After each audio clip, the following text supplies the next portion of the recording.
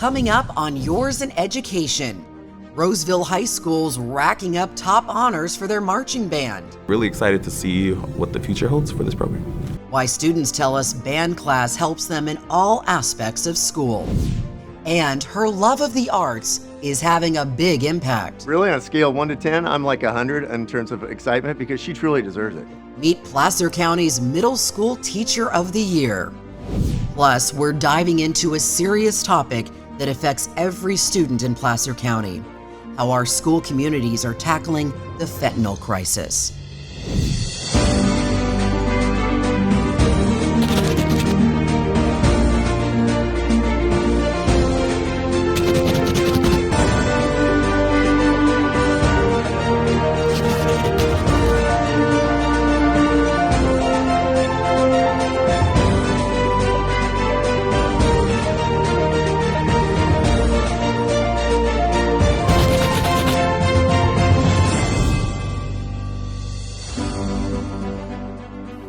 Hi there, and welcome to Yours in Education, brought to you by the Placer County Office of Education.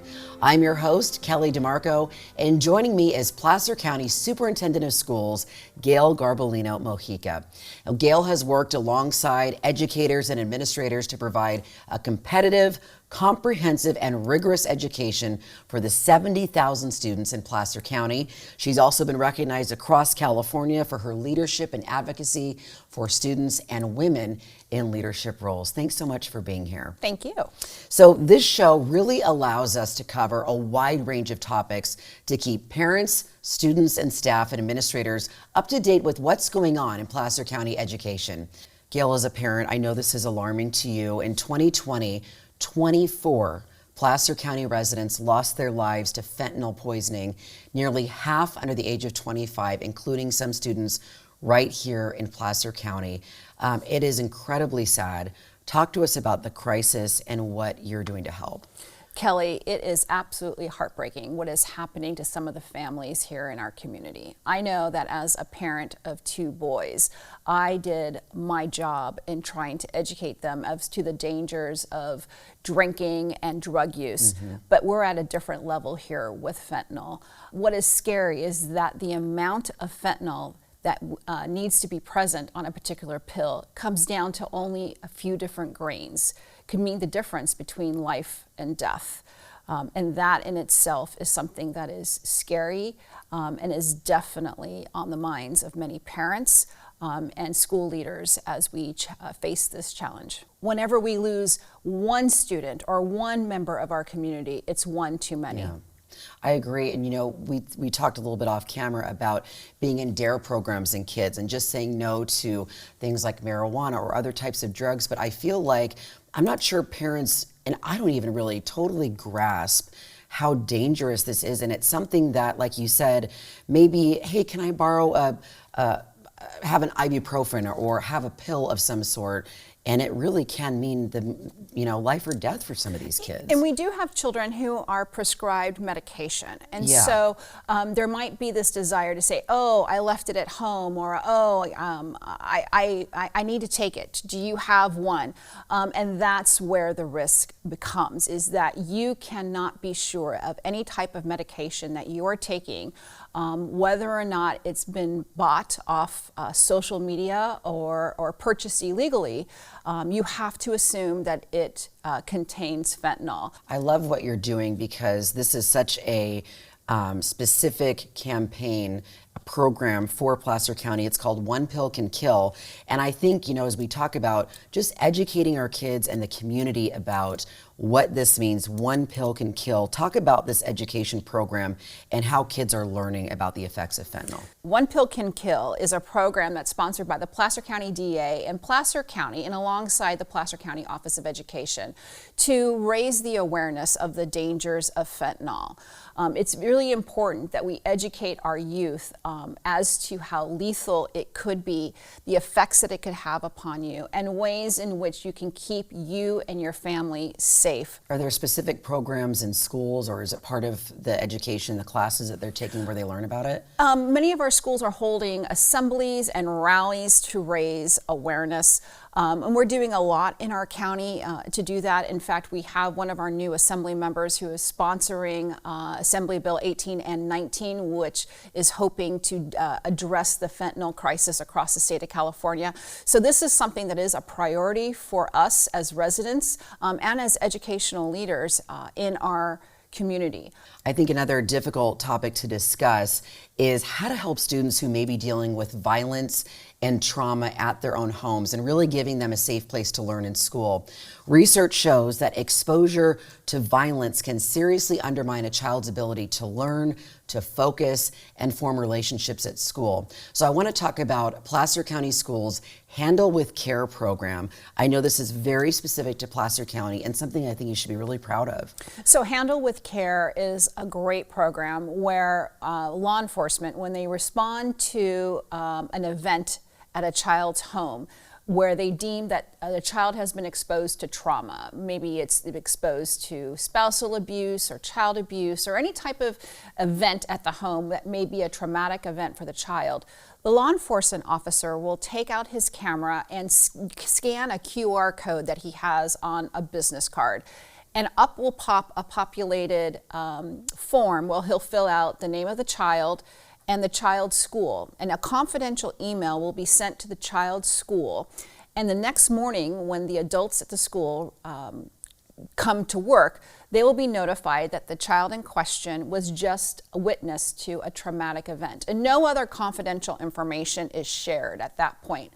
What that does is it allows the school staff then to check in on the child periodically throughout the day. The child's teacher or any of the support personnel, the child's administrator, can just basically make sure that the child is fine, that they're safe, that they're loved for and cared for, and anything that they can do to help ease the trauma that they experienced the night before. I think it's wonderful. When you first told me about it, I just thought to myself, what a wonderful resource for, of course, teachers, not knowing maybe if the child's behavior in class was related to something, but also for the child to just know that someone at school really has taken that extra measure to care. Of course, our teachers love and care for our students, but to get that extra care at a time that is maybe very traumatic for them is so important.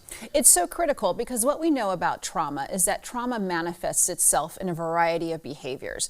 So should the child experience trauma at home and we not know about it, the child might have come to school the next day and might have been acting out. That acting out might have been interpreted as typical, stereotypical behavior infractions. This now takes a child who's experienced trauma, they might be acting out or acting in certain ways, and that in itself is clue to the staff around the child that the child does need some care, needs some assistance, needs some attention, and we really do think that we can make a tremendous amount of impact and reduce the traumatic effects.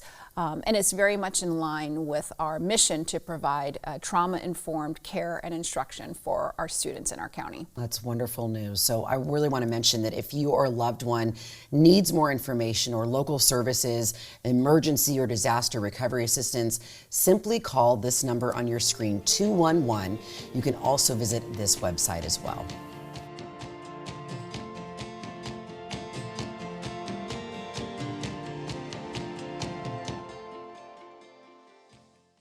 On a much lighter note, March is Arts and Education Month, and we met some wonderful high school students who say that being in the Roseville High School marching band is like having a second family. Not only does it allow them to be themselves, but the life skills they're learning go well beyond the band room. We are first and foremost a family. My favorite part about being in this band program is the community and the people within the band. It was a good way for me to make friends when I started high school. We kind of represent the show and we tell that through our dance and our spinning. I have to know what the whole band's doing all at once while I'm also doing visuals and being watched by like a whole bunch of different people. That's kind of the magic of band. It's like you walk into the band room and they are totally different people than they are when they are outside in different classrooms. So a lot of kids come up to me telling me this is the only class that I wake up for. I'm glad that I can be able to give them some positivity in their lives. It's changed my life for the better. It's definitely a family here, and you just make lifelong friends. I get to look forward to practice. I get to look forward to seeing all my friends like every single day. The thing I'm most proud of is just how far we've come, like as a group. Starting every year with new people is difficult, but we've come a long way, and it's showing in our scores. It takes a village, and this program would not be what it is without the parent support, without the community support, without admin support, and just that overall camaraderie we get from the community. I'm really happy about that, and I'm really excited to see what the future holds for this program. Gayle, I have to say, I was so impressed with this band program. First of all, they have trophies lining the entire back of the room, on the floor, on the shelves, so we know that they're top notch. But just seeing the love that Mr. Austin had for those kids, having that experience being in the band, they just relate to him so well. I just loved seeing that. You know, we really are really proud of our visual and performing arts programs that we have here in the county. And we know that high quality visual and performing arts really does draw in a section of our student population and gives them an opportunity to express their creativity. We know that the research says that there's a line to student achievement, that schools that offer robust visual and performing arts have stronger connections to English language arts and math. And it's just a wonderful opportunity to provide a well-rounded education for our students here in the county. I love that. Like you said, art goes well beyond just music. But I also have to say this. Let's give a shout out to the parents, because I know band parents put their heart and soul. They're driving their kids everywhere. They go to all of these performances. I mean, they put in the time, and it's paid off for this school. That is true, Kelly. And we have a tremendous level of community engagement in all of our schools, and especially with our band program. Without these parents and engaging with this program, it wouldn't be what it is today. Gayle, I'm so excited to introduce our next teacher profile. She not only teaches her kids how to draw and create art, but she's really connecting with her students on an emotional level that will have lasting impacts. Meet Miranda Lema, Placer County's 2022 Middle School Teacher of the Year at Granite Oaks in Rocklin Unified. Yeah, I think that having a little bit more of an organic, Whenever you walk into our class, it's always like just not like a normal classroom. It's kind of like a home at your school, basically. That's so beautiful. You got such a good hand with wine quality. Thank you. Really, on a scale of 1 to 10, I'm like 100 in terms of excitement, because she truly deserves it. Her whole universe is about caring about kids, our staff, our school, our climate. I recommend you do it in maybe kind of like a more organic line, not a straight line. Art is all about what it means to be a human. You create something so that expresses what's going on inside of yourself. You do that with the intent of having other people understand you and connect with you. She is one of those teachers that just has this gravitational pull for kids. A lot of our kids find Miss Lema to be a mentor, a confidant, a person that they can know and trust. You got all this? I've really learned that you can be whoever you want to be, and nobody has like room to judge you at all, because everybody comes from different places and everybody has gone through something. If I'm going to just sit there and give them a how-to lesson, they can get that on their computer.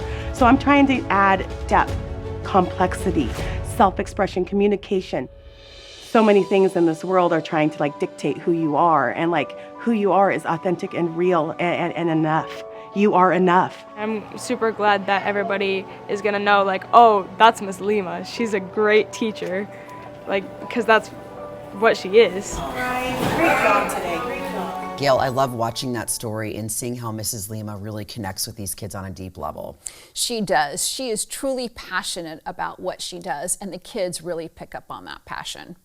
Talk a little bit more about some of the things that have been happening in our state, like Prop 28, I mean, I think a lot of us as parents, business people, we see the importance of art in schools, and I'm so happy that schools will get more of a chance to be funded in ways that they should be. Yes, in the last November election, the voters of California passed Proposition 28, which prioritizes visual and performing arts in the state of California, and it provides funds for school districts to hire qualified art instructors and certificated teachers, and alongside providing professional development, so that we can provide a very robust education throughout the state of California and including Placer County that includes a visual and performing arts component. So we're very excited about the possibilities of what the next couple of years will hold. Yeah, before we end the show, I just have to ask, when you look across all these 16 districts, I'm sure in your time in your position here as superintendent, you've seen some amazing performances and plays. Talk about some of the things that you've seen kids do over the years. You know, I have been an educator here in Placer County for almost 30 years, and I go back to the very beginning when I was a teacher at the Western Placer Unified School District. And at that time, that district decided that they wanted to have visual and performing arts be a core standard, so that we as teachers receive professional development, we received curriculum, so that we could adequately teach visual arts. And you know, I taught at a school that had a pretty substantial English language learners, and I saw just what arts did, how it sparked their creativity, it sparked their enthusiasm. And so here we are 30 years later, and the state of California is providing this opportunity for the rest of the 1,000 school districts across the state. But Placer County, we were kind of on the leading edge of that many years ago. Of course we were. Yes, and here we are, like you said, 30 years later. Love the love that you have for the kids, and it's fun to see how things have changed. So thank you again for creating this space to talk about and really highlight the good work that's being done in all of the districts. Thank you, Kelly. All right. And coming up on our next episode, we're going to be talking about student mental health. It's a really important topic, as we know. We're going to be talking about school-based wellness centers and the work PCOE is doing to ensure it has an educated workforce through the Comeback program. So thank you so much for watching Yours in Education, brought to you by the Placer County Office of Education. All of our episodes can be seen on our YouTube channel. Just search for @Placer_COE. Take care, and we'll see you right back here next time.